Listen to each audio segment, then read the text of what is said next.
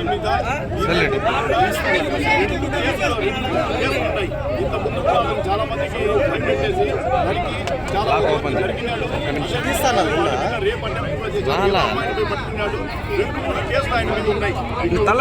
Public కూడా అతన్ని చూసి భయపడేవాడు.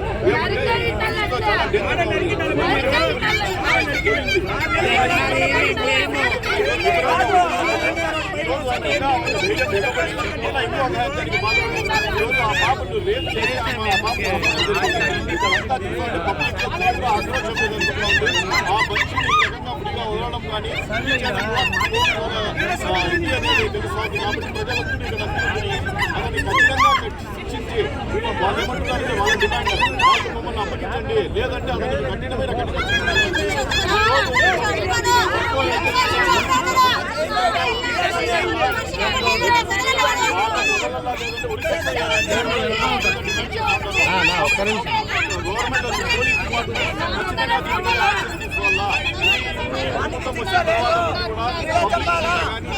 అఘాయిత్యాలు ఆడవాళ్ళ మీద అఘాయిత్యాలు ఎక్కువైపోతున్నాయి. ప్రజలు ఖచ్చితంగా దీని మీద అబ్జర్వ్ చేస్తున్నారు.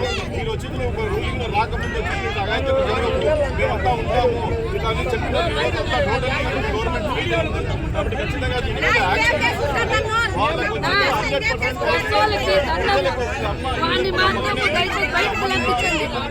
చేస్తారని చెప్పి ఖచ్చితంగా YSR Congress party Madanapalle constituency, Madanapalle municipality and ఏలేటివారిపల్లిలో విషాద సంఘటన జరిగింది. రిషికప్రియ 7 సంవత్సరాల బాలిక స్థానిక గోపీనాథ్ అనే అతను వచ్చి ఇక చేనేత కార్మికుడిగా పనిచేస్తున్నారు. ఆయనకు రిషిక అని 7 సంవత్సరాల బాలిక ఉండేది. ఆమెకు దగ్గర ఒక ఉన్మాది ఇక్కడ వాళ్ళతో పాటే కాపురం ఇక్కడ దగ్గర పరిసరాల్లోనే ఉన్నాడు. ఆ ఉన్మాది ఏమంటే ఇంతకుముందు కూడా అతనికి 2-3 చోట్ల వచ్చింది. 2-3 సార్లు ఆయన పోలీస్ కంప్లైంట్ కూడా అయినాయి. చాలా ఒకరికి మెడ నరికినాడు, ఒకరిపై ఇంట్లో పోయి ఆడవాళ్ళు పట్టుకున్నాడు. అప్పుడు కూడా ఆయన మీద కేసు పెట్టేసి లోపల వేయడం జరిగింది.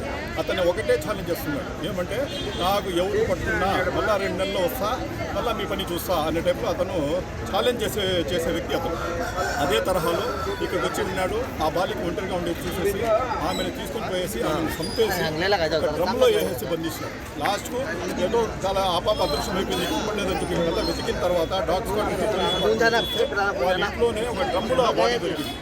ఎంత విషాద సంఘటన అంటే మదనపల్లి ఈ విషయంగా చాలా ఇది అవుతా ఉంటుంది. ఈ రకంగా ఎందుకు జరుగుతూ ఉందని చెప్పి మేమందరూ ఇక్కడ ఆరాధిస్తే ఎక్కడ చూసినా మద్యము ఆ విధంగా వచ్చింది, మద్యము ఆ విధంగా గంజాయి నార్మల్ అయిపోయింది. ఇక్కడ వచ్చి యువత వచ్చి చాలా వరకు దీనికి బానిసైపోయినారు. ఎక్కడ కూడా యూరియా దొరకదు, ఏమి దొరకదు, కానీ మందు మటుకు ఖచ్చితంగా లిక్కర్ బాగా దొరుకుతుంది. బెల్ట్ షాపులు విపరీతంగా ఉన్నాయి. ఇక్కడ కార్మికులందరూ దానికి అలవాటు పడిపోయినారు. ఇక్కడ పోయి పని చేయడము, ఈ లిక్కర్ తాగడం ఈ రకంగా అలవాటు పడిపోయినారు. ఈ రకంగా క్రైమ్ రేట్ కూడా ఇప్పుడు ఈ గవర్నమెంట్ వచ్చిన తర్వాత విపరీతంగా పెరిగింది. దీనికి వచ్చిందో ఇక్కడ ఉండే స్థానిక నాయకులంతా తీవ్రంగా ఖండిస్తూ ఉన్నాము. ఇక్కడంతా వీళ్ళందరూ కోరుకునేది ఒకటే, ఇతనికి వచ్చిందో మనం మళ్ళీ మీరు ఏదైనా శిక్షిస్తే కూడా 3 నెలలు 4 నెలలు వస్తాడు, మళ్ళీ ఏరో కన్నతల్లి ఆమె కడుపు అతను తప్పదు, మళ్ళీ సేమ్ రిపీట్ చేస్తాడు. అదేవిధంగా అన్నీ జరిగిపోతాయి. కాబట్టి వాళ్ళందరూ కోరుకునేది ఏమంటే ఈ రకంగా మన దేశంలో కూడా ఇది ఉంటే ఖచ్చితంగా ఇట్లా వాళ్ళకు విపరీతమైన విచ్చలవిడి అఘాయితానికి పాల్పడతారు. కాబట్టి వీళ్ళందరూ కోరుకునేది ఒకటే, మన చట్టాల్లోనే ఒక సవరణ చేసి వేరే కంట్రీస్ ఉండేటట్టు ఇట్లా వాళ్ళు ఎవరన్నా చేశారంటే అక్కడికక్కడే మధ్య బజార్లో ఆయన ఉరి వేసి చంపితే వేరే వాళ్ళకి ఇట్లా చేయకుండా ఇట్లా ఇన్సిడెంట్ పునరావృతం కాకుండా ఉంటాయి. ఖచ్చితంగా దీని మీద యాక్షన్ తీసుకోవాలా, మన చట్టాలను మార్చే అవకాశం ఉంది. ఇదే ఈ గవర్నమెంట్ కూడా ఈసారి స్ట్రిక్ట్గా ఉండేసి ఈ రకంగా ఈ గవర్నమెంట్ వచ్చిన తర్వాత విపరీతంగా ఇట్లా ఏంటి జరుగుతూ ఉన్నాయి. ఆడపిల్లలు స్కూల్కు పోయి మళ్ళీ రిటర్న్ వస్తారని తల్లిదండ్రులు ఆశ్చర్యపోయి ఎదురు చేసే పరిస్థితి వస్తున్నాయి. వాళ్ళకి ఎటువంటి సంరక్షణ లేదు, ఎటువంటి ఇది యాక్షన్ లేకుండా వీలుతా ఉంది. కాబట్టి ఖచ్చితంగా ఇట్లా ఏమైనా అసాంఘిక శక్తులు ఎవరైనా ఇట్లా సొసైటీస్లో ఉండారంటే గవర్నమెంట్ ముందే ఇంటెలిజెన్స్ డిపార్ట్మెంట్ పెట్టి వాళ్ళకందరినీ ట్రేస్ అవుట్ చేసి ఇక్కడ నుండి బయటికి పంపించే తప్ప ఇట్లా అఘాయిత్యాలు జరగదు. కాబట్టి డేగా కన్ను పెట్టాల పోలీస్ డిపార్ట్మెంట్, ఖచ్చితంగా డేగా కన్ను పెట్టి వాళ్ళ మీద యాక్షన్ తీసుకోవాలా. ఇక ఉండే పబ్లిక్ అంతా ఉండే వాళ్ళు కోరుకుంటూ ఉన్నారు, ఖచ్చితంగా మా బిడ్డకు న్యాయం జరగాల.